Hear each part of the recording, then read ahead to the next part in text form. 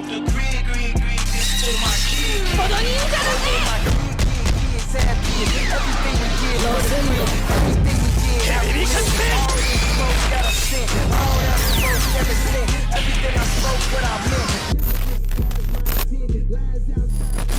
So with the latest news that Boruto is going to hold a super stage at Jump Festa, a lot of Boruto fans have been talking about, yo, are they going to announce the time skip finally after waiting so long at this upcoming Jump Festa stage that Boruto is going to hold this December? Now, in my opinion, I'm not sure if they're going to really announce it. I know that everyone is really hoping that they announce the time skip. For me, I'm not really sure if they're going to. I think they're going to announce another anime original arc, or possibly the next arc after this with the Lexa Code that they're going to drop with the new visual. I don't really know what's going to happen. But with the fact that everyone is talking about the time skip, I do want to make a video talking about what needs to happen in this upcoming time skip for the Boruto series. Now, what I mean when I say what needs to happen, it's more or less just what I want to see happen, what I'm hoping to see that's going to happen in the Boruto time skip. So let's just start right away. The first thing I'm hoping we get to see is a change in the color palette for the Boruto anime. When it comes to the Boruto anime, the color palette, the color scheme, it's pretty bright due to the fact that the Boruto anime, at least in the beginning, it's intended for kids. It started out pretty lighthearted, but now that we got introduced to Kara and we got into the Kara activation arc and we got into the main story of the Boruto series, the color scheme started to become a lot darker, which I was pretty excited to see, man, because considering that we were getting these crazy and powerful villains, it was definitely needed to get a darker tone heading into the actual story of the Boruto series. I think in episode 189 and episode 204 where we got Naruto and Sasuke versus JOUGAN, I think those are two perfect episodes of what the color scheme should look like into the time skip, because considering how dark it's going to be, with the fact that episode 1 is going to happen in the year of like 2050 or 2037 or 3500, whenever that happens, I'm really hoping that we get a very dark color palette, because to be honest with you, if you're going to have a darker tone going into the time skip as Boruto and the rest of the generation get older, you're going to need to bring that similar vibe by having these colors be saturated at a lower quality. Like I said, I think an episode like 189 is a perfect example of what the color palette should be. I don't think they're going to replicate that same art style, because to be honest with you, an episode like that was probably just special for Kawaki's debut, but in the future I'm hoping we get a saturation like this so we can match a similar vibe heading into the time skip. Now that Boruto is starting to grow up, it's not really intended for little kids anymore. Of course the beginning is, because Boruto was a little kid. Now that it's been 4 or 5 years at this point into the anime, we gotta step this shit up, man. We gotta get a little bit darker. We gotta get the color palette at a much darker tone. I think that would hit a lot more, especially when we get to see the likes of Teen Boruto and the rest of the generation as they grow up. The next thing I do want to see that I think that needs to happen in the time skip is just to get rid of Naruto and Sasuke altogether. Now we know that heading into Boruto, this is going to be focused on Boruto's story. However, in the very beginning in Boruto chapter 1, he did state that this story is going to be about him and his dad just for a little bit, meaning that Naruto is of course still going to get some focus, and Naruto has gotten a decent amount of focus. Up until the Momoshiki fight, Naruto was having troubles juggling his roles between being Hokage and being a father, and that was really shown during the Momoshiki fight where Boruto and Naruto made up and they began to have a better relationship together. And then of course, with the likes of adopting Kawaki into the Uzumaki family, he had another son that he had to take care of and fight against the likes of Ishiki, who's trying to take back the custody of his child so he can give him back the Karma Seal, allowing Ishiki to resurrect. Of course, with having something like that in the main story, Naruto was going to have a lot of focus, and considering that we were getting insane powerhouses like the likes of Momoshiki, JOUGAN, Ishiki, there was absolutely zero chance of Boruto and the rest of his generation to fight these absolute powerhouses. The only people that could fight someone like that is of course Naruto and Sasuke, due to how strong these guys are. They have 6 class powers, they had the Nine Tails, Sasuke had the Rinnegan, and with that they were able to fight these absolute powerhouses. Naruto had to unlock Baryon mode just to fight Ishiki, and even then after that ended, he did lose Kurama. And now that both Naruto and Sasuke are essentially nerfed, with Naruto losing Kurama, Sasuke losing his Rinnegan, you need to get rid of these characters, man. In order for the new generation to grow, you're going to have to take them out one way or another. Now I know people are going to disagree with me, and that is perfectly fine, but we did get a glimpse of what could happen if Naruto was taken out of the story, and a perfect example of that was when Naruto and Sasuke fought JOUGAN. JOUGAN absolutely creamed both Naruto and Sasuke. Naruto was sealed inside of a bowl, Sasuke ran back to the leaf to get healed by his wife, so there was absolutely no one there to rescue Naruto except Boruto and the rest of Team 7. This is where Boruto and Team 7 went absolutely crazy against Boruto, and we got some insanely crazy moments with the likes of Boroshiki, Sarada using her Chidori, some crazy moments like that. that, and honestly that pushed the new gen. And if we get more stuff like that when you write Naruto and Sasuke out of the story, it's going to get even more crazier with the new gen. And I think people are forgetting this isn't really new. We've seen stuff like this back in part 1 and in Shippuden. When Jiraiya was killed by the 6 Paths of Pain, this forced Naruto to go into intense training where he eventually took revenge and took down Pain. When Itachi died, Sasuke learned the truth from Obito, and this is where he joined the Akatsuki trying to get vengeance against the likes of Danzo, which he eventually did. When Asuma Sensei died from the likes of Hidan, Shikamaru, Ino, Choji, and Kakashi, they took revenge against the likes of Hidan and Kakuzu where they fought each other. Stuff like that is what we see in Shippuden. Characters like Jiraiya, Itachi, Asuma, even Kakashi for a little bit when he got bodied by Pain. It really hit, and when that happened, this forced the new gen of Naruto's era during that time to become stronger. This is the same thing that I see happening here. You take out Naruto and Sasuke by A, killing them off entirely, or B, sealing them away. To be honest with you, I'm gonna make my prediction right now. I think Sasuke is going to get bodied, and I think Naruto is gonna get sealed away. When it comes to something like that, you gotta take out these guys, because when it comes to fighting these insane powerhouses, you can't rely on Naruto and Sasuke all the time. When it comes to fighting the likes of Momoshiki, Jigen, Ishiki, you're not gonna expect someone like Boruto or Kawaki to fight these guys. It's absolutely impossible. The only way they're able to fight them is when you have Naruto and Sasuke. That's why Boruto did so well against Momoshiki. He was set up by Naruto, Sasuke helped him out as well. The only reason why Kawaki killed Ishiki is because Naruto used the Baryon mode transformation, and Sasuke was helping Kawaki buy time by using his Amino Tijikara and throwing down that scientific ninjutsu. Without Naruto or Sasuke, the likes of Momoshiki and Ishiki would not have been defeated. Considering that both Naruto and Sasuke are depowered right now, we cannot rely on these two characters every time there's a main villain. Now that we have the likes of Code, Ida, and Damon, I'm expecting the likes of Boruto, Kawaki, Sarada, and Mitsuki to fight these characters. Of course, they're insanely powerful, they're considered stronger than JOUGAN, but now that we're heading into the time skip, and once we get there, I'm not expecting Naruto and Sasuke to fight all the big powerhouses. Of course, the scaling is gonna have to make sense. I know sometimes Boruto scaling is kind of fucked, like for example the time travel arc. When you introduce these crazy powerful villains, you're gonna have to progress Boruto and Kawaki at a rapid rate. We saw this with Naruto and Sasuke, they got stronger and stronger and stronger. I expect the same with these characters as well, and that explains why in part 1 Naruto and Sasuke were so relevant in the main storyline. The reason why they were fighting these insane powerhouses in part 1 is because no one else could. No one else has the power to fight these insane powerhouses. Now that both Naruto and Sasuke are nerfed, no one else is here to fight these people except the likes of Boruto and Kawaki and the rest of the new generation. That's why Naruto said at the end of Boruto chapter 58, he even said, yo, you guys gotta get strong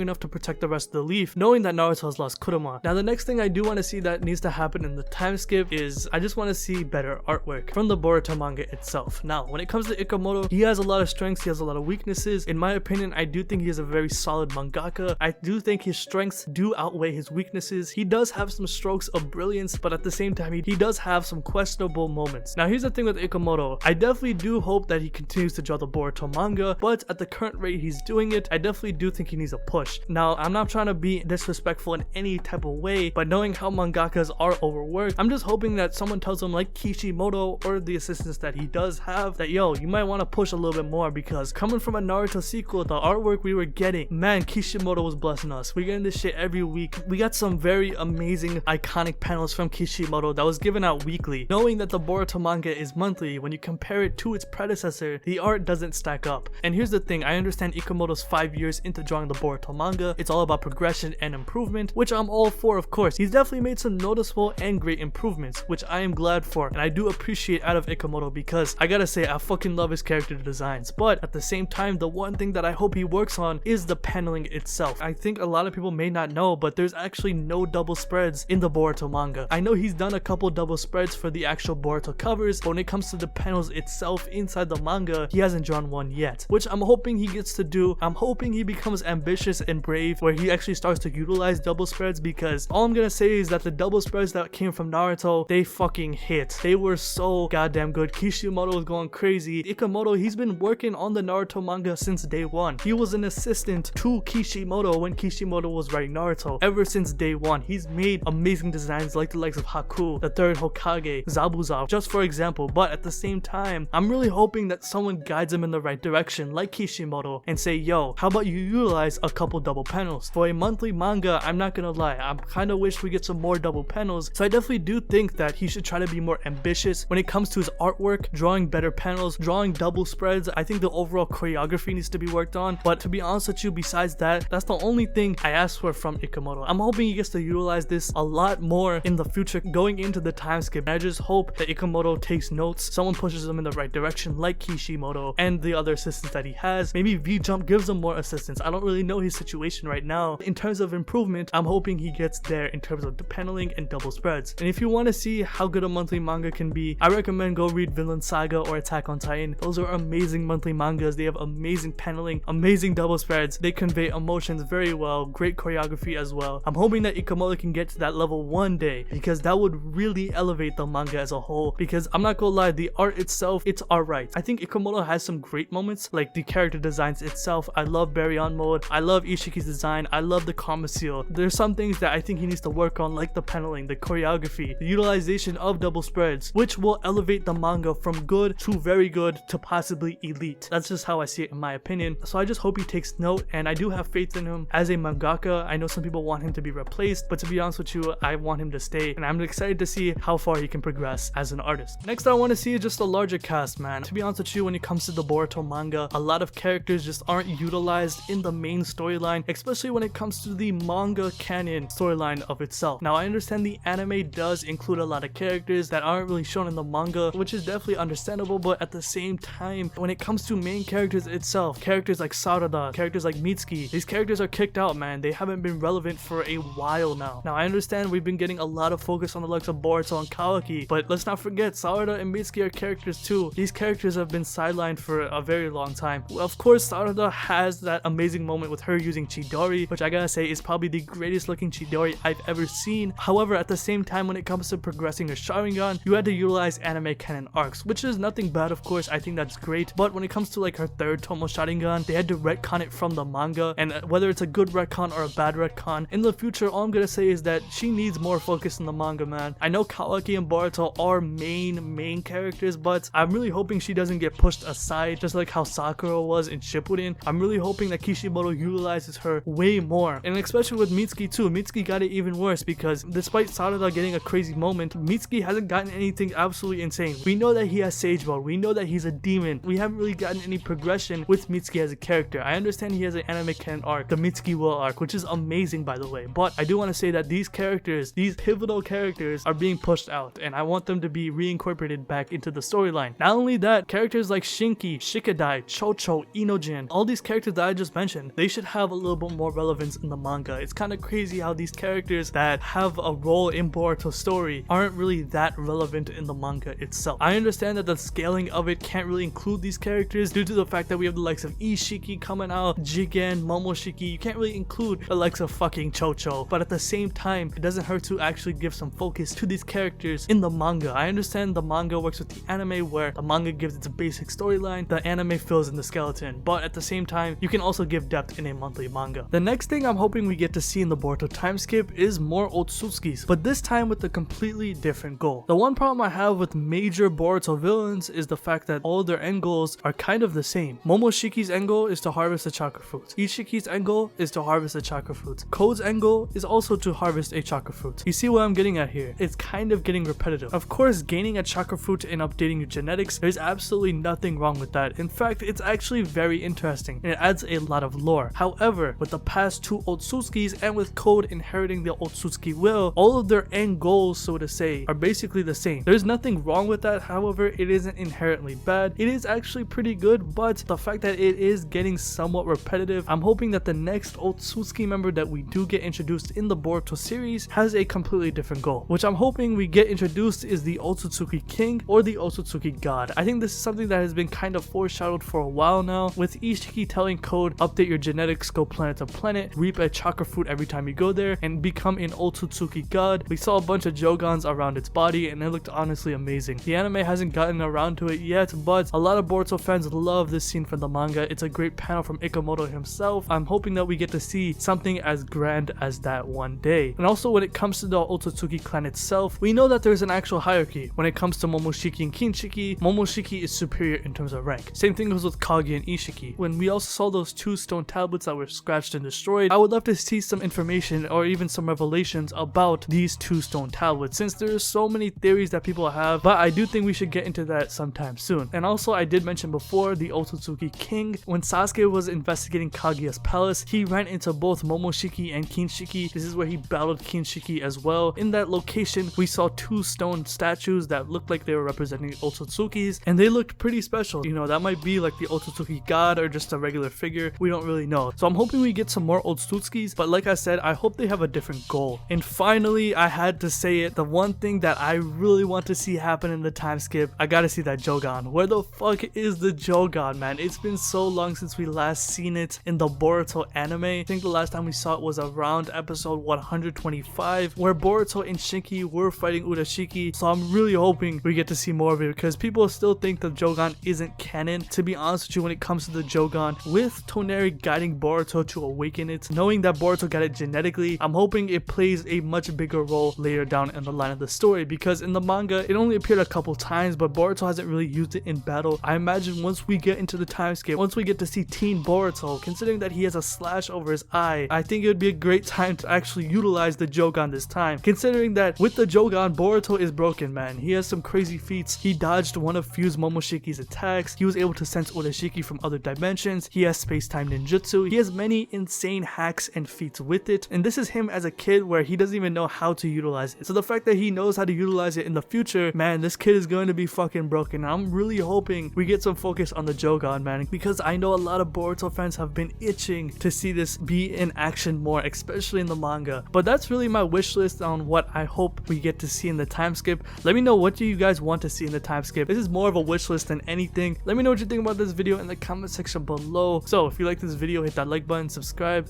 hit the bell as well, and have a good day. Peace.